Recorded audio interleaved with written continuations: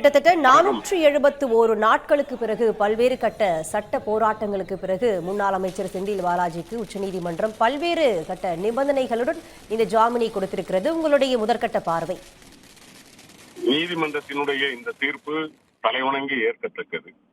அது மட்டுமல்ல, ஒரு வரலாற்று சிறப்பு மிக்க தீர்ப்பு.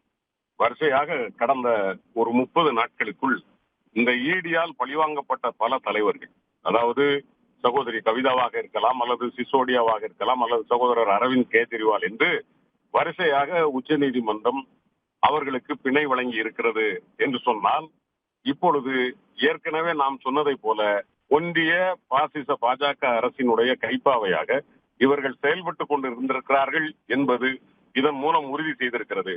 ஆனால் அதே நேரத்தில் உச்ச நீதிமன்றம் இதை வேடிக்கை பார்க்காது.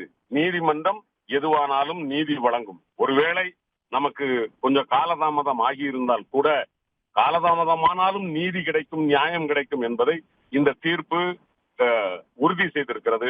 அந்த வகையில் இந்த தீர்ப்பு ஒரு வரலாற்று சிறப்பு மிக்கது தீர்ப்பு. அதை நாங்கள் வரவேற்கிறோம். அதே நேரத்தில் நீங்கள் சொன்னதை போல சற்றேறக்குறைய 470 நாட்கள் சிறைச்சாலையிலே அந்த சிறை விதிகளுக்கு உட்பட்டு உண்மையிலேயே அவர் நேர்மையாக நடந்து கொண்டதனுடைய விளைவாக இன்றைக்கு சகோதரர் செந்தில் பாலாஜி அவர்கள் ஜாமீனில் வெளிவந்திருப்பது உள்ளபடியே கழகத்திற்கும் கழக உடன்பிறப்புகளுக்கும் குறிப்பாக குருமண்டலத்திற்கும் ஒரு உற்சாகத்தை தரும் என்று நான் நம்புகிறேன். அந்த வகையில் நாங்கள் வரவேற்கிறோம், மிக்க மகிழ்ச்சியோடு இருக்கிறோம். உடனுக்குடன் செய்திகளை தெரிந்து கொள்ள சன் நியூஸ் பெல் ஐகானை கிளிக் பண்ணுங்க.